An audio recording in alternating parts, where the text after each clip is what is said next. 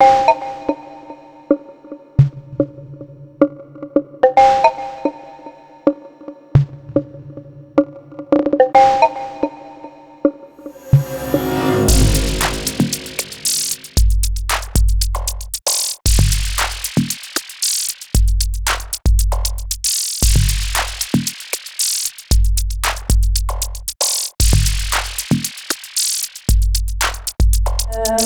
tema que me cabe durante esses próximos 20 minutos é um de maior complexidade hoje no direito tributário, que é em matéria das discussões sobre o ágio. E me foi pedido que limitasse, na realidade, essa exposição à questão do ágio fundamentado com base em rentabilidade futura. E por isso eu vou me ater apenas a essa temática do ágio.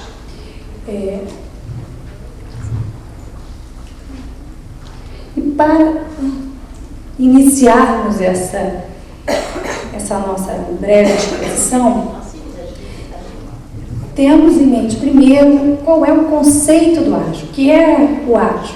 O ágio nada mais é do que uma parcela integrante do custo de aquisição do investimento em uma controlada ou coligada. E essa parcela corresponde precisamente àquele valor que excede ao valor do patrimônio líquido contábil do investimento. Ora, essa distinção do ágio, desta parcela do custo, ela tem uma certa relevância porque o ágio nada mais é conceitualmente do que uma potencial perda em relação àquele investimento. Uma potencial perda de capital porque, se liquidada a controlada ou coligada naquela data, né, o valor de realização daquele investimento para o sócio seria muito provavelmente o valor de patrimônio líquido contábil, uma vez que o ágio não guarda, vamos dizer assim, um lastro, uma correlação com o patrimônio da sociedade.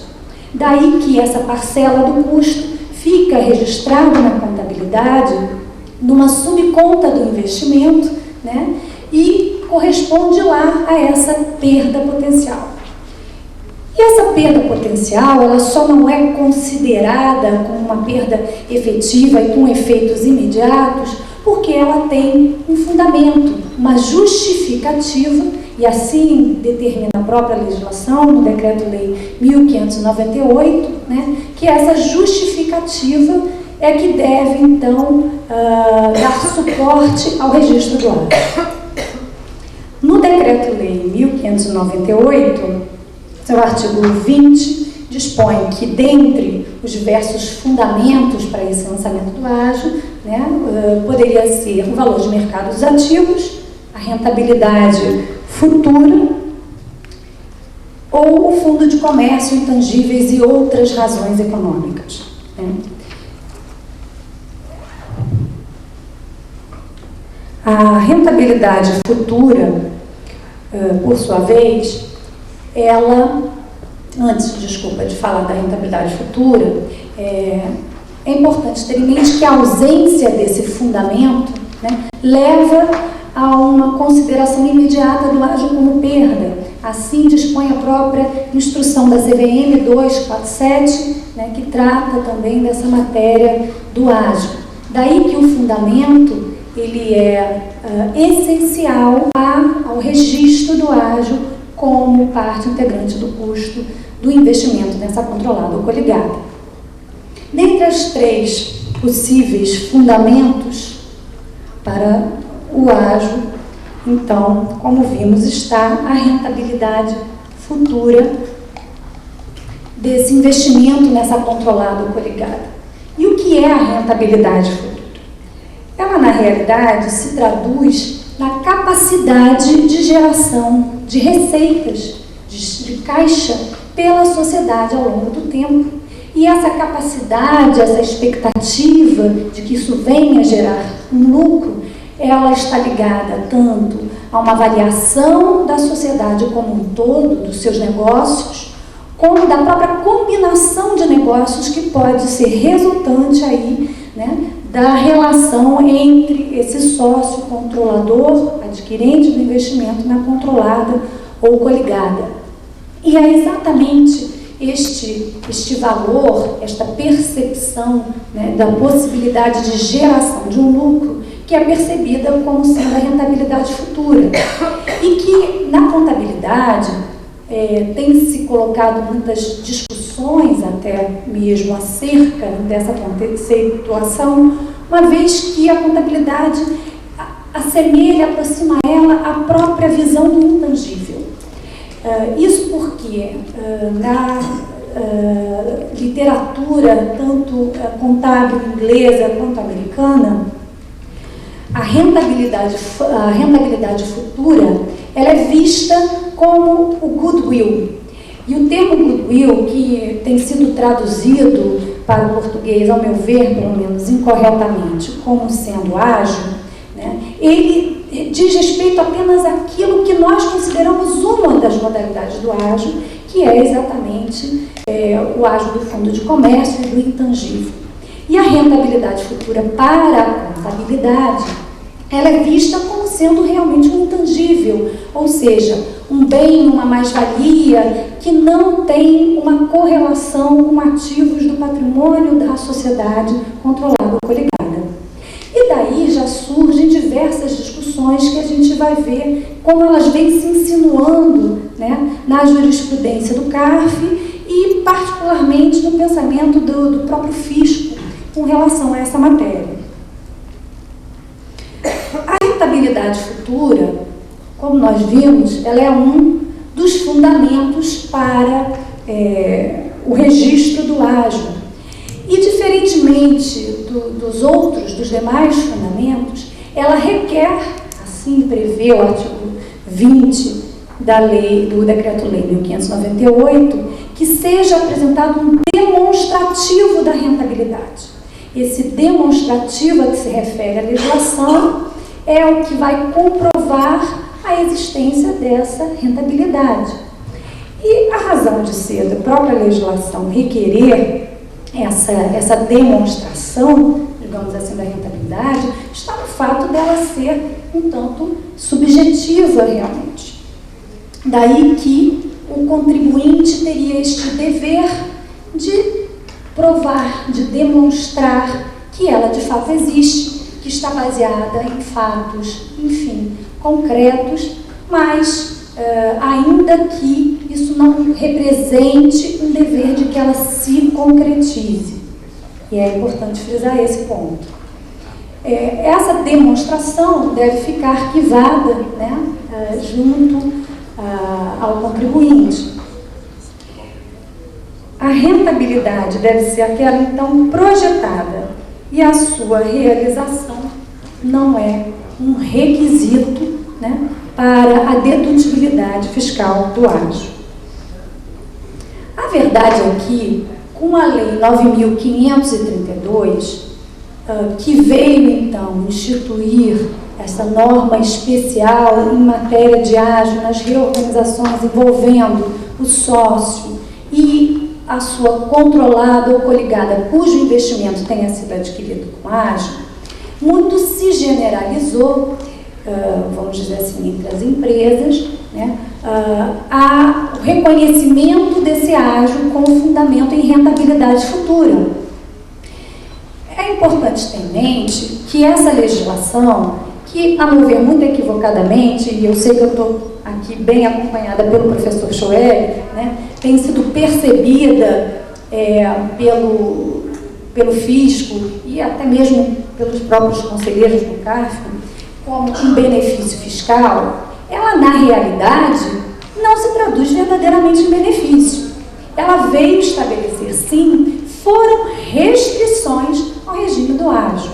Isso porque o Decreto-Lei 1598, que é, vamos chamar assim, a norma geral dessa matéria, né, dispõe que esta perda, vamos dizer assim, resultante do ágio, ela só passa a ter efeitos fiscais, ela só se materializa enquanto perda quando há a alienação ou baixa do investimento adquirido com ágio.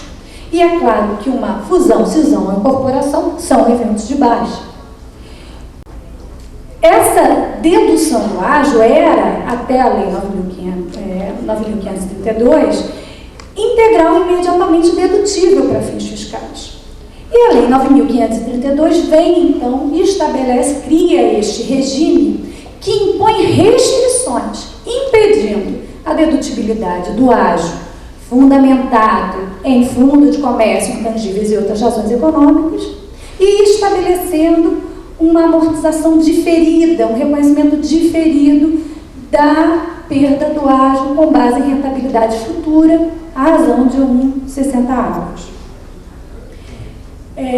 Essa legislação fiscal, e confirmando que ela não se trata realmente de um benefício, que a intenção foi desde sempre estabelecer, na realidade, limitações à dedução do ágio, está a própria exposição de motivos da medida provisória 1602, que foi convertida na Lei 9.532 e que textualmente dispõe que a intenção foi, sim, impedir a dedução do ágio fundamentado em fundo de comércio.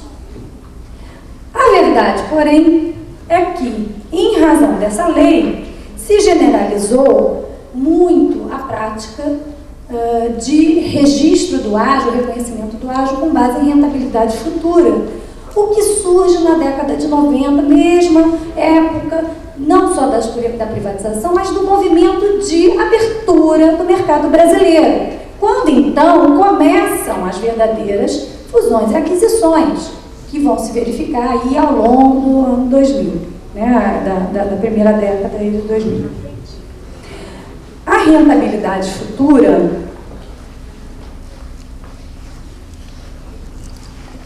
né, essa rentabilidade futura tem, como a gente viu aqui, como uma condição essa demonstração que tem que ser arquivada.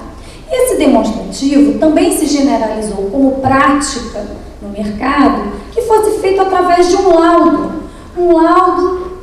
muitas vezes elaborado por bancos de investimento ou mesmo por empresas de auditoria independente. Mas a verdade é que a lei jamais pediu ou requeriu fosse o laudo necessário para o registro do ágio. Essa foi sim uma prática que foi sendo adotada pelas empresas, sem que, no entanto, fosse um requisito legal. A verdade é que essa prática passou a ser vista pelo próprio fisco como sendo, na verdade, um requisito. E o fisco passou a interpretar, em muitos casos, que esse laudo não só era necessário, como a ausência dele acarretaria numa requalificação do ágio. Se não tem demonstrativo, requalifico como fundo de comércio ou intangível, que é indedutível, né? Só para lembrar. O CARF também, em muitas decisões, examina essa questão do laudo, mas muito mais no sentido positivo de reconhecer que, existindo laudo, né, deve-se reconhecer, então, o registro do ágio, sem muito se ater a essa questão se o laudo seria um requisito legal ou não, ou se o mero demonstrativo, ainda que elaborado pelo contribuinte, seria suficiente para isso. Mas ainda assim existem hoje precedentes do CARF favoráveis a essa matéria e que confirmam que a legislação fiscal não exige a elaboração de laudo para suportar o ágio registrado com base em rentabilidade futura, sendo um mero demonstrativo elaborado pelo próprio contribuinte suficiente para esse efeito. Uma outra discussão que se tem também com relação a essa matéria diz respeito à necessidade ou não de se concretizar a rentabilidade. É que o fisco, em muitos casos, glosou despesas com ágio, glosou a despesa com a amortização do ágio, sob o fundamento de que a rentabilidade não teria se verificado. Ora, essa interpretação do fisco não tem nenhum amparo na legislação, porque a legislação fala em projeção de rentabilidade futura. Se a rentabilidade é futura, é claro que está se falando de uma expectativa. Expectativa essa que deve existir por ocasião da aquisição do investimento, mas que não é requisito da lei que ela venha a se concretizar. E isso, vamos recordar, por quê? Eu tenho que fundamentar o ágio para justificar por que eu paguei mais, por que eu paguei por um investimento um valor que é superior ao valor de patrimônio líquido contábil. Eu tenho que fundamentar para justificar por que estou lançando na minha contabilidade aquele valor como sendo uma parte integrante do custo e não estou obrigada a reconhecê-lo já como perda. Não reconheço como perda porque eu tenho a expectativa de que de fato irá valer aquele valor com esta rentabilidade que eu espero venha a se materializar. Mas isso não me obriga, por outro lado, a que se materialize a rentabilidade. A gente vai ver, esses casos também têm sido examinados pelo CARF, que, da mesma forma, tem confirmado que a rentabilidade não é requisito à sua concretização para que seja reconhecida, então, as faculdades do ágio. Por fim, uma outra temática que também tem sido muito discutida com relação a essa matéria respeita a contemporaneidade do demonstrativo ou do laudo. Isso porque, em alguns julgados, o CARF tem entendido que, como esse demonstrativo ele é um requisito ao lançamento do ágio, fundamentado com base em expectativa de rentabilidade futura, tem entendido que, para que esse requisito seja cumprido, deve esta comprovação ou este laudo existir por ocasião da aquisição do investimento. Acontece que o próprio CARF também tem reconhecido, em outros casos, que a função do laudo ela é meramente declaratória. O laudo se reporta a fatos ocorridos na época em que verificada, no caso aqui, a aquisição. Ele parte de premissas e fatos concretos daquela época. E, portanto, qualquer resultado que chegue ao laudo tem uma natureza meramente declaratória. E daí que, ainda que confeccionado posteriormente, devem ser reconhecidos sim os seus efeitos. E essa eficácia declaratória, ela tem como principal efeito, diga-se de passagem, a sua retroatividade, já que não é constitutiva de direito, mas meramente declaratória. Além disso, a força probatória dos laudos também resulta do princípio da verdade material. Enfim, ditas essas palavras, apenas para encerrar essa breve exposição, eu trago aqui ao conhecimento de vocês o precedente constante do acórdão 1402-00342, de que é recorrente a Diagnósticos da América. E neste caso, vejam que interessante, o CARF vem aqui, entende, confirma o que vínhamos então discutindo. Lucro real, glosa de amortização de ágio, expectativa de rentabilidade futura. Reconhece-se que o ilícito fiscal limita-se à desconsideração da natureza jurídica do fundamento econômico do ágio. Ou seja, houve aqui a tentativa do fisco de requalificar o ágio e requalificar como fundo de comércio intangível. E que a demonstração arquivada como comprovante do fundamento econômico do ágio traduz a avaliação de ativos pela expectativa de rentabilidade futura. Então, o CARF aqui rejeita a alegação do fisco, afasta essa alegação, dizendo que você não pode requalificar, porque existe um comprovante e este comprovante está, sim, avaliando este ativo com base na rentabilidade futura.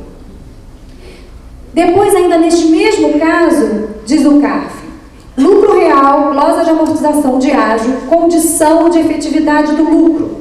A legislação fiscal, editada no contexto de incentivo às privatizações e que permaneceu em vigor nos períodos objeto da autuação, não condicionou a dedutibilidade da amortização do ágio à efetiva apuração dos lucros, nem estabeleceu prazo para a sua geração. Por fim, trago aqui um último acórdão, que é o relativo à área combustíveis.